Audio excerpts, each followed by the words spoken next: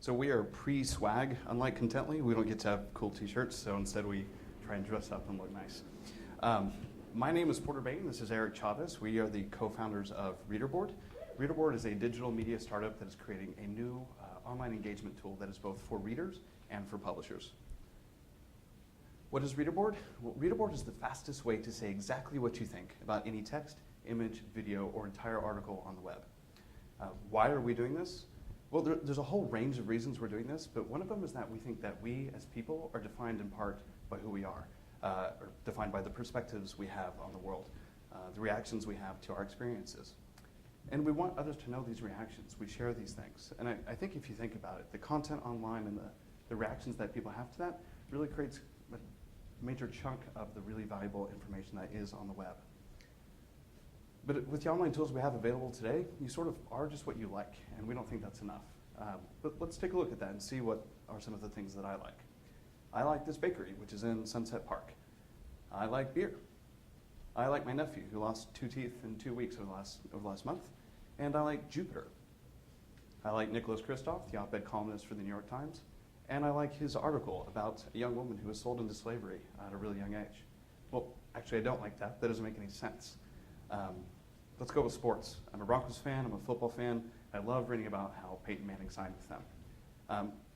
Since I love football, I'm going to read this article about how the NFL probably knew a lot more than it let on about the mental health risks of playing football. And I like that article too. Well, again, I don't like this article, and that kind of gets at the shortcomings of liking something. I could definitely say I like the CUNY School for Graduate Journalism. Woo! Yeah!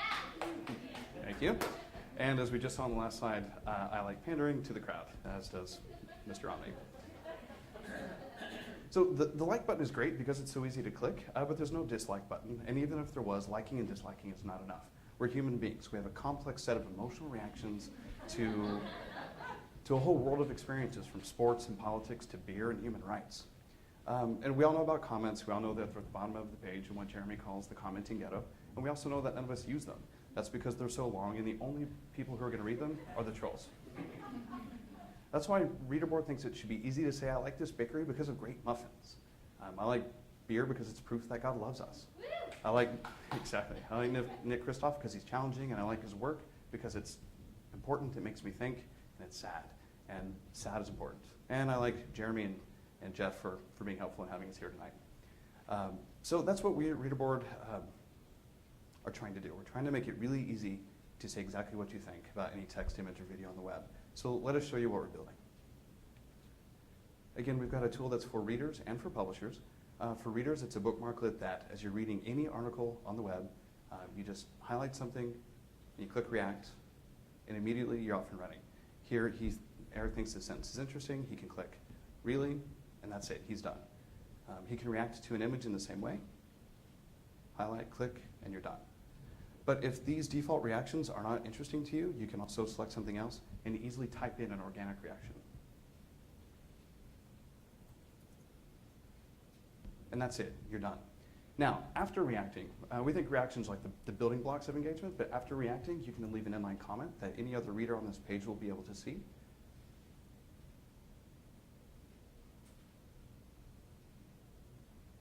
And then you can also share that particular content. So he clicks interesting, he clicks tweet. We're going to send to Twitter his reaction of interesting, the content that he had, and a link that brings you right back to this page. So all of this, oh, one more thing. You can also react to the whole page. So maybe he just thought this article was interesting. He says, great article, everyone should read this. Now, all of Eric's activity is going to show up on his reader profile. So we have the stream, it's very Pinterest-like. Quickly you can see the images, the text, all of the things that Eric thought was interesting and why. Interesting, really, props, scary, provocative. That's it, you get a zeitgeist really quickly. Now we said it's a tool for publishers as well. If a publisher installs ReadrBoard on their site, they get even more. They get the ability to determine where this summary bar goes on the page. They have some control over its design. And perhaps most importantly, when he selects something to react, these default reactions, provocative, problematic, cosign, these are things that the publisher controls. So they set the defaults, they set the tone for their community. These words may not mean a lot to you if you don't read Racialicious, but if you read Racialicious a lot, you know what cosign means, and they use it a lot. But you can still add an organic reaction, you can still express yourself. Of course, if you can type in an organic reaction, that also means you can type in really nasty words, and that's why we give publishers moderation tools. If you install the script, you can also remove inappropriate content from your website.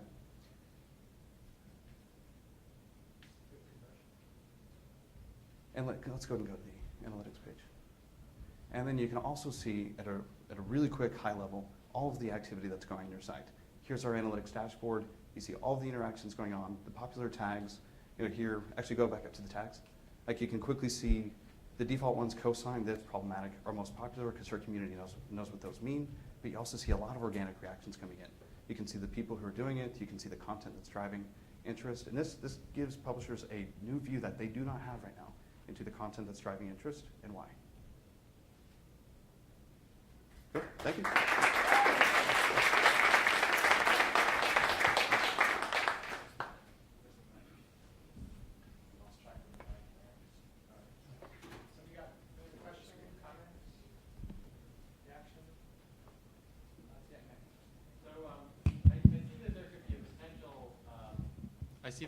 I see there could be a potential sort of tension between letting the publishers define the terms that they would like people to react according to versus you guys coming in and saying, well, these are the 6 or 8 terms that if people tag your content with these, you'll actually get some valuable data, some things that we can data mine based on the semantics of these reactions. So how are you negotiating those tensions? Are you interested in sort of defining a semantic relationship between these reactions that could be, that could lead to some data mining, or do you really just want to sort of let it be the Wild West and every site's going to have their own set of tags? So as people are using this tool, we're going to learn a whole lot about their usage patterns. Right now what we see are people tend to use those default reactions first. So we would, over time, we're not really doing a lot here now, look at the organic reactions that tend to get paired with those default reactions in a certain place, and look at the type of content that it's on, and see what we can learn about what cosine means on this article versus what cosine means on this article, or what you, Nick, mean when you say cosine versus what Porter means when he says cosine. There's a lot of just learning based on context that will happen. But also, no matter what, even if people only ever use the default reactions, they're using it on specific content. You're learning what they think matters, and that's something that you don't get now.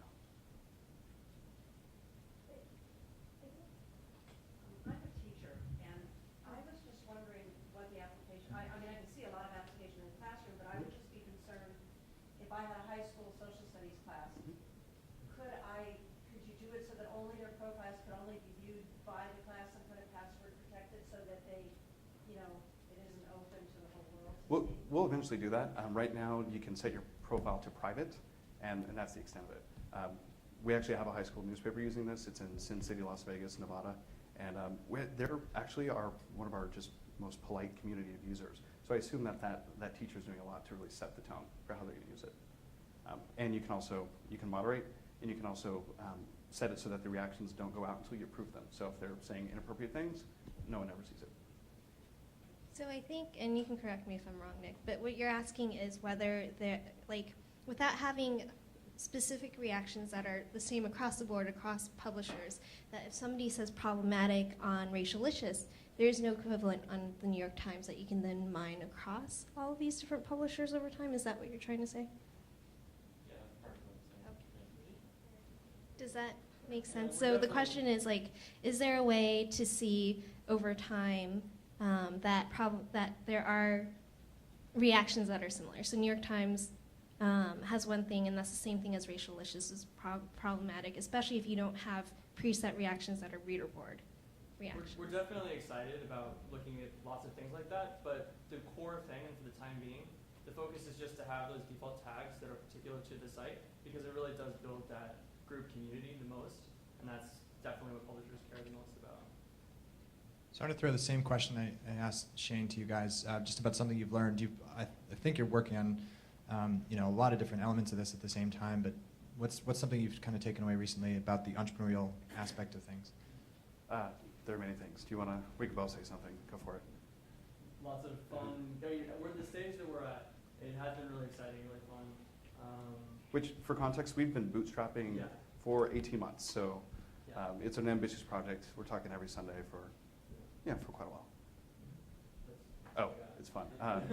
I'll go on the negative side. There used to be 3 of us. There's now 2 of us, and I know that a lot of the fellows here are just getting started with their projects. And we did have to work our way through a co-founder dispute, and that was challenging. I've parted ways with co-founders before, but I can tell you from this last experience that friends do not let friends do business without contracts, and take all that stuff seriously.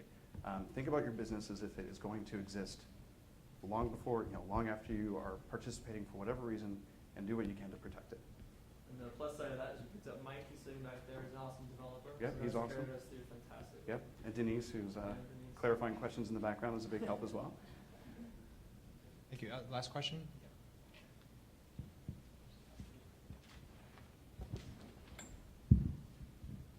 I have about 1.5 questions, actually. So the first one would be, how do you going to play from the publisher's point of view? They have companies like Discuss that provide a platform for users to interact, right?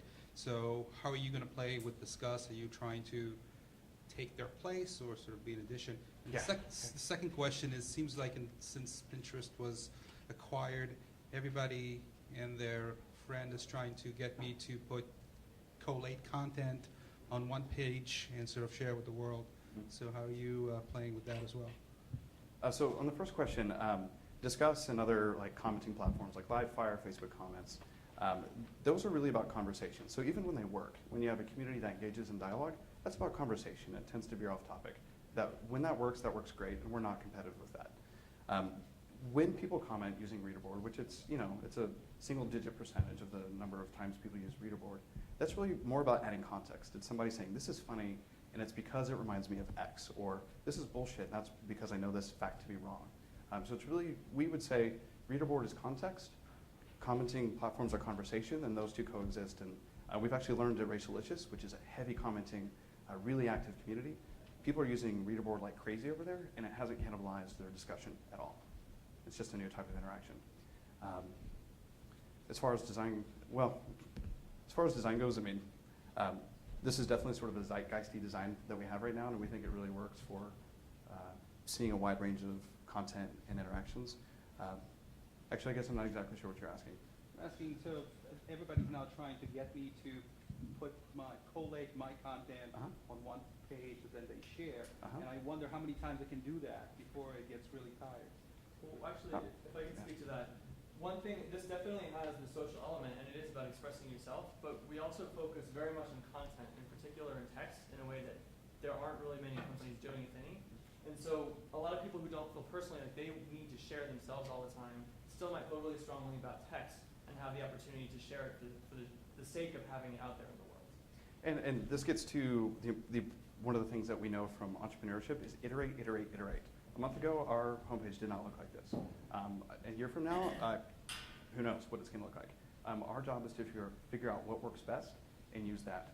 Pinterest has shown the world that this sort of design works, and we think this does make a lot of sense for our content. But maybe we or maybe somebody else will figure out something that works even better. If they do, hopefully we adopt it quickly enough so that we're still around in a year. From a UX standpoint, what's this experience like for me? Let's say I go to your page, I'm following Eric, and am I allowed to share the provocative, icon there? I mean, what's the interaction like beyond just liking something or highlighting something on your own page? Sure. We do the share like click on the props hipster racism thing in the middle column. I mean, there's a couple of things. So sharing from the stream is something that if you stay tuned, by Monday we'll be live. Iterate often. When you click from a profile and you go back to a participating publisher site, we will pop up our little share thing and kind of take you to the context of where that quote came from, which we think is really important. Context is so powerful. If you go back to the stream though, there's basically a couple of key things. See what people are doing, see who did it, go see the group or the publisher site who drove that. Sharing is coming very soon from the stream. You can already share from the actual publisher's page. You actually cannot +1 a reaction from the stream right now. And that's sort of a choice that we've made, and we'll see if we stick to it. The reason is if I see obvious in this quote about Facebook advertising and General Motors, for me to say that's obvious without going and seeing it in context is something that may or may not be really problematic. So that's actually something we're wrestling with, because if it's a political statement and somebody says it's true and 20,000 people say it's true, but maybe if you actually go read the article, you realize it was completely out of context. That's actually one of the interactions that we're wrestling with, and right now we default to sending you to the publisher's page, letting you see it in context, and there you can engage, you can rate, you can comment, and share from there. Great. Quick question. You mentioned that you've been bootstrapping for the last 18 months. Is that, what are the reasons for that? Are you planning to continue in that way, or are you actively looking for funding? We are about to start actively looking for funding. So this is the third startup I've done. When I lived in Seattle, I rose 200 grand for 2 different startups at the same time. It can be an exhausting process if your product is not ready. And I've learned that if your product is ready and people are responding to it really well, funding goes a lot faster, or at least with my personality and my experience. So we've been really just iterating on design. If we had time, we would show you a really hilarious series of screenshots that go from hilarious and ugly and completely unusable to something that is hopefully less so, and all of those things. And now that we feel like we're starting to hit traction, publishers are calling us, users are calling us, we're starting to do things like present at events like this, see what the interest is, and hopefully in the next few months we'll go buy t-shirts. Great. Thanks a lot, Marty. Thanks. That was great.